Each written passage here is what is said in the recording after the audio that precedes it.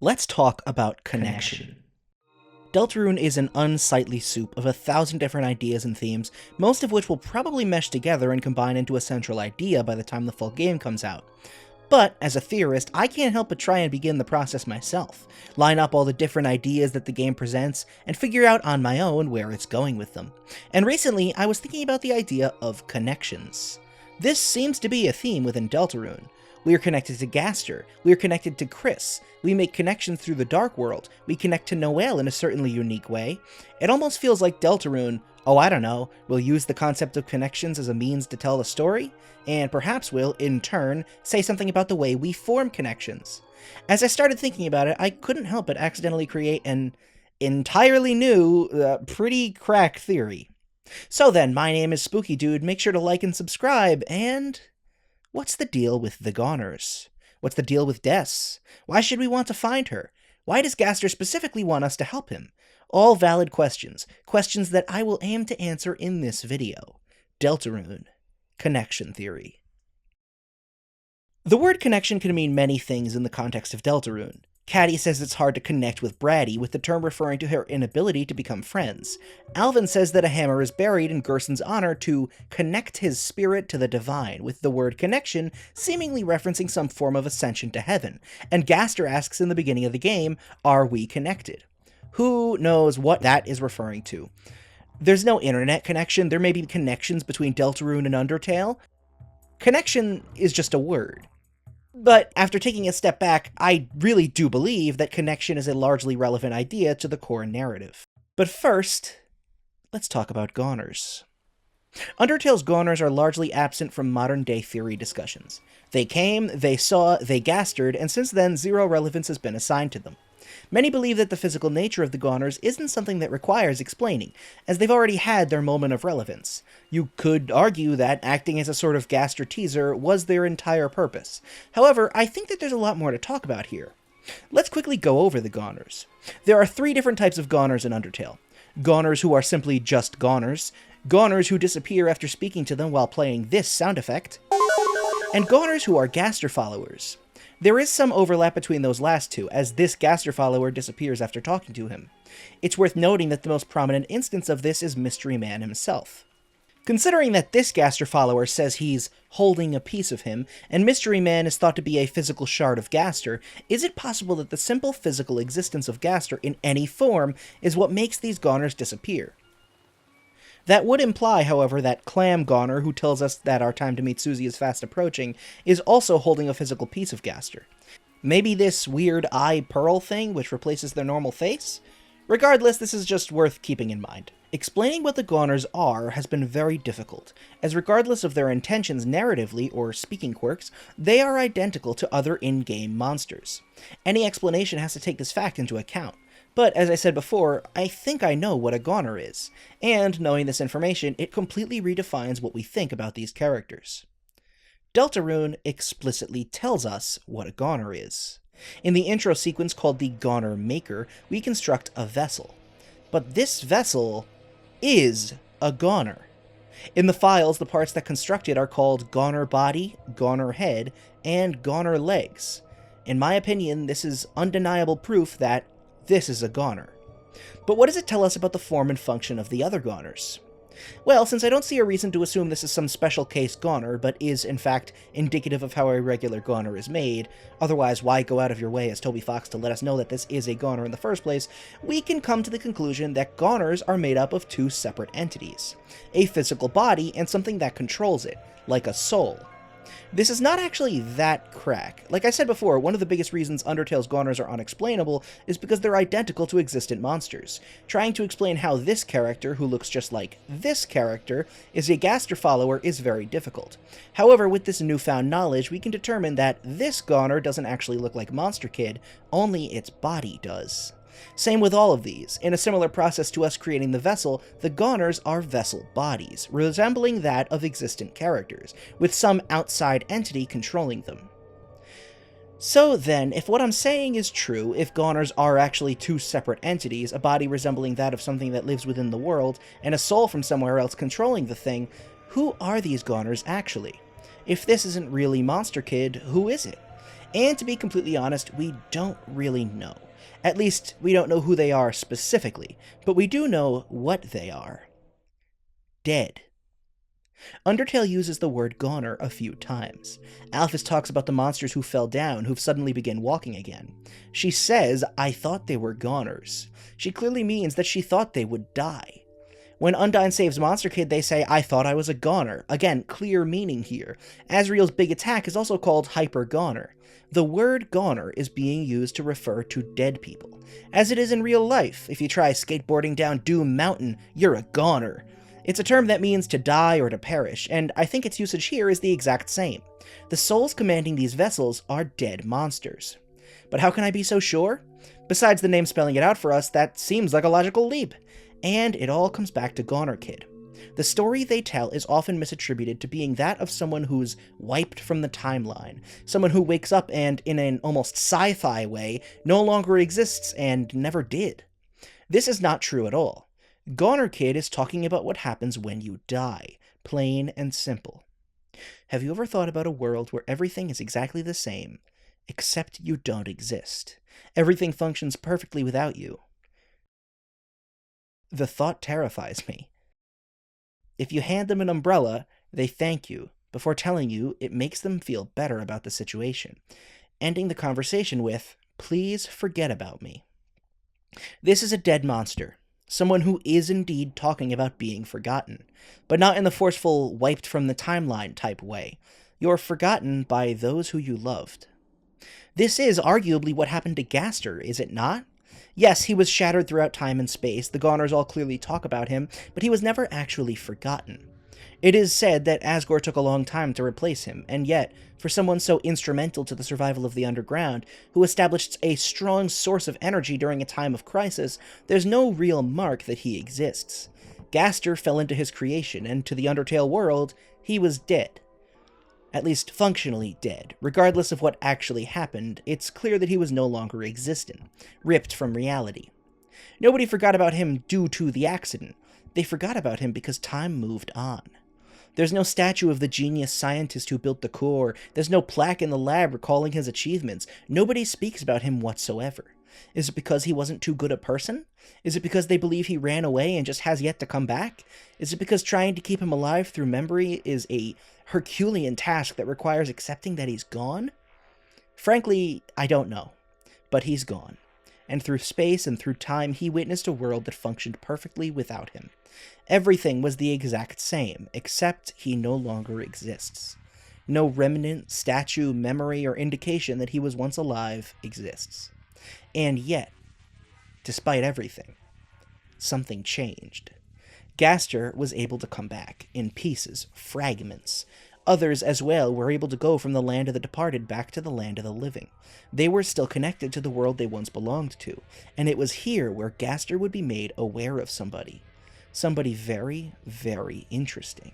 Somebody who, based on the very notion that he exists, would pore over every tiny detail until they found him. Someone like you. Despite Gaster's fate, we still search for him. An entire internet subculture formed dedicated specifically to him. Half of all Undertale fanworks at least touch on him. His memory was kept alive, and in a sense, so was he. So how does this connect to Deltarune? Well, I think we're watching this exact thing play out to another character. Did you know that Noelle has a sister? Because I certainly didn't realize it, not until after Chapter 2 came out, and even then I thought it was such a minor detail I really didn't find it too interesting. However, for all true Delta heads in the audience, you know that once you start looking into things, the existence of December Holiday is a mystery. December Holiday is a name that hasn't been spoken in any official capacity ever. There's been zero actual confirmation that December is even this character's name. So who is December Holiday, and why is finding her so important? There's plenty of December information to be found on the internet. Half-Bred Chaos actually made a really good video recently that acts as a great source of Des lore, basically combining everything we know about her.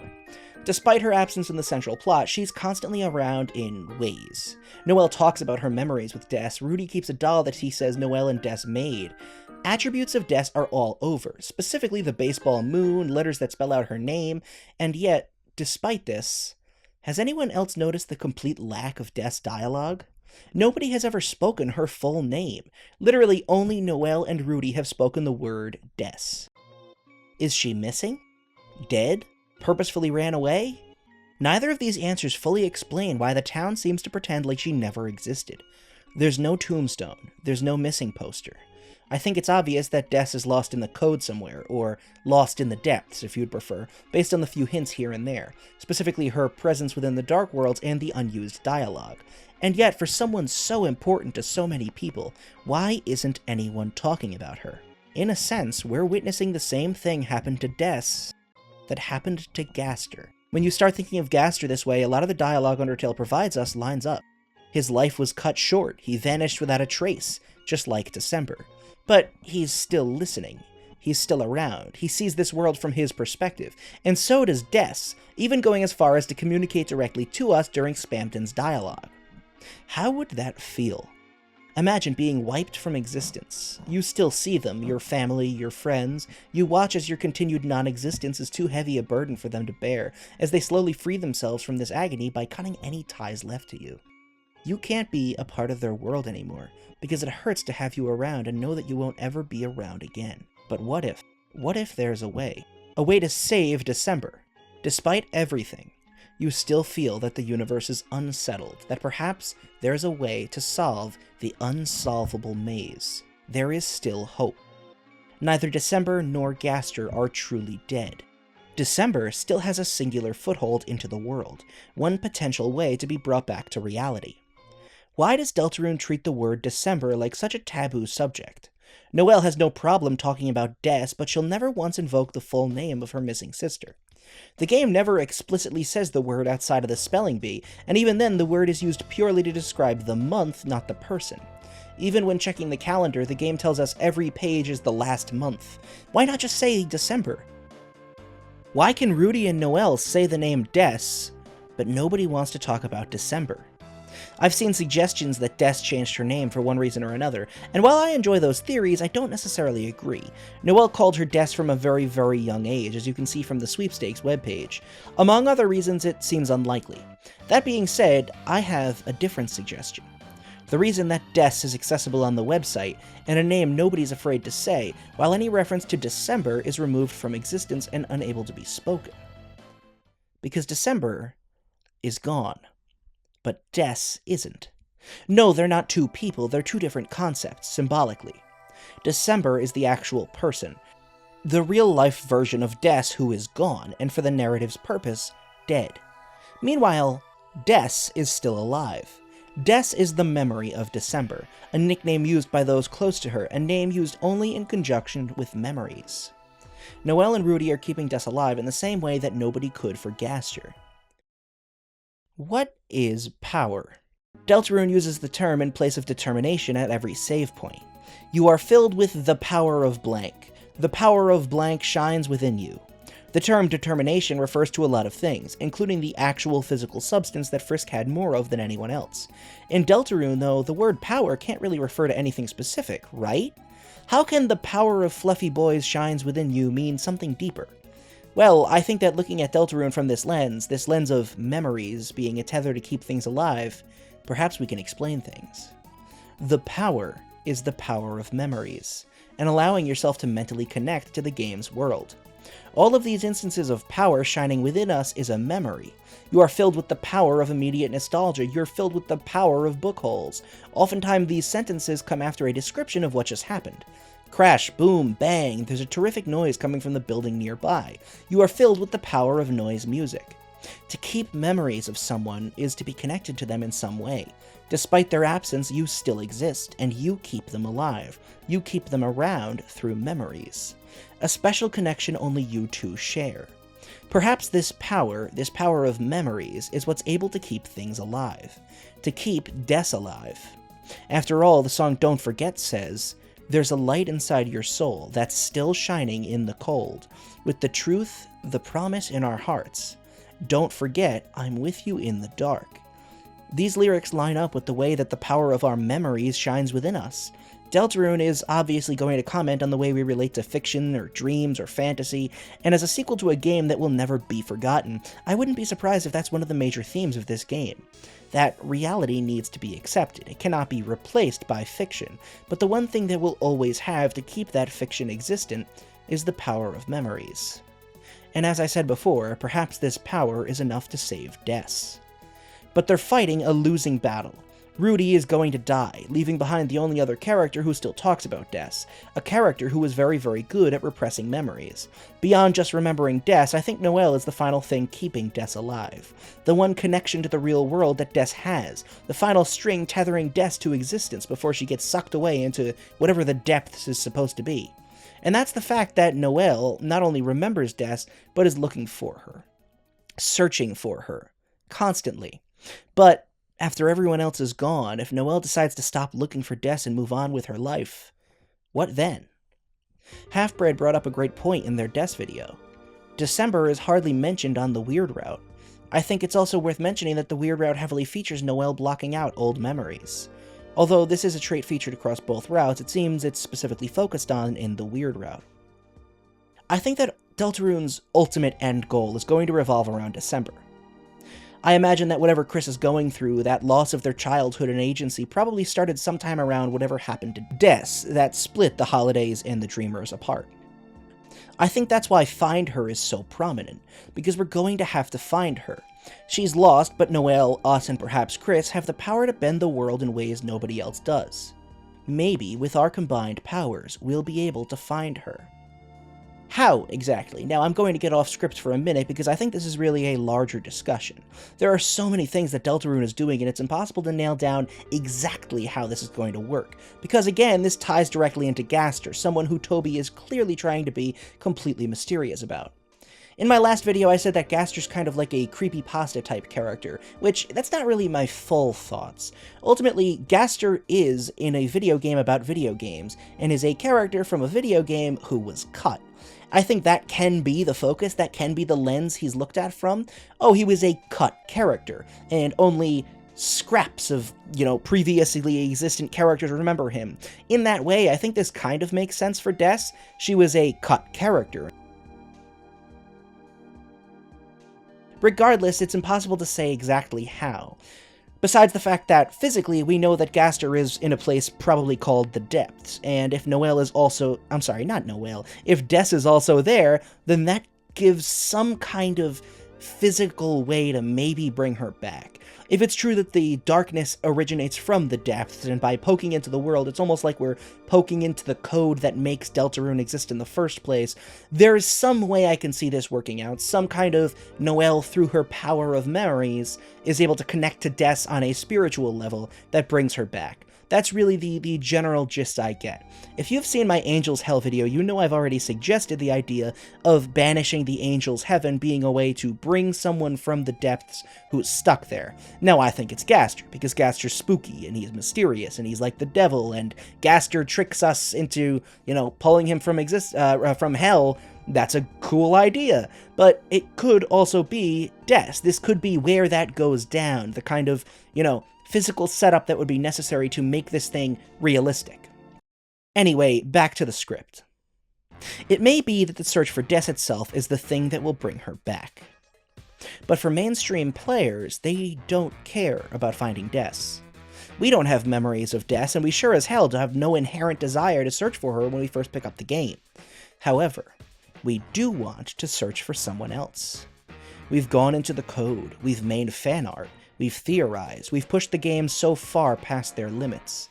We've searched for Gaster with the same fervor Noelle has while searching for Des. And one of the first things Gaster says to us? Have you been looking for me? How wonderful. I have been looking for you as well. Remember the Gaster followers? All they did was tell us about Gaster, many of them containing pieces of Gaster, one of them even telling us outright that it's almost time to meet Susie, this one too holding a piece of Gaster. What if they are Gaster? Or fragments of his psyche? What if this is how Gaster found out we existed? through connecting with us in the different fun values? What if this is why Gaster needs us? Because we're the only ones still looking for him. The Goners then would have set this up, most of them likely piloted by Gaster himself, telling us about the great mystery of Gaster, leading us on. Then, Deltarune, he's connected to us using whatever program he's built, and he knows that at the edge of reality, where we may be able to connect to the depths, we'll be able to connect to him. The power of our search, our desire to find him, bringing him back. Or perhaps an alternative reading. Noelle and Chris's search for Des, their desire to save her. At the end of the world, at the edge of reality, the power within our soul will shine itself towards banishing the angel's heaven, and we'll see December holiday, brought back by Noelle's search and the power of her memories. But something feels wrong, because this isn't December. This is someone else. Our power, our desire to find him, led to one final vessel. In an opposite scenario to us and Chris, December will come back from the depths, from wherever she fell, with a new friend.